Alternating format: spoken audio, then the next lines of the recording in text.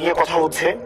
আমাদের বর্তমানে মাননীয় স্পিকার, আমরা যদি বর্তমান শিক্ষা ব্যবস্থা দেখি, আমাদের এন্ট্রান্স ইনস্টিটিউশনগুলোতে বিশেষ করে প্রাথমিক শিক্ষায় আমরা দেখছি যে ভর্তি প্রক্রিয়াতে আমাদের এখন দুইটা পদ্ধতি প্রচলিত ছিল। এডমিশন বাই মেরিট আগে প্রচলিত ছিল, এখন সেটা কনভার্ট হয়েছে এডমিশন বাই লট। লটারির মাধ্যমে হচ্ছে এখানে বাচ্চাদেরকে ভর্তি করা হয়।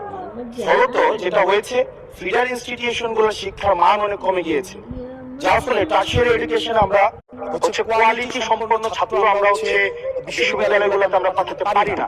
এখন মাননীয় মন্ত্রী মহোদয়ের কাছে আমার প্রশ্ন থাকবে, এই যে প্রাইমারি স্কুলে বাচ্চাদেরকে ভর্তি করানোর ক্ষেত্রে আমরা কি ভর্তি প্রক্রিয়াটা আমরা পরিবর্তন করব কিনা, নাকি এই যে এডমিশন বাই লটারির মাধ্যমে আমরা নিব এবং মেরিটকে আমরা হচ্ছে সবসময় হচ্ছে দমায় রাখবো, নাম্বার ওয়ান।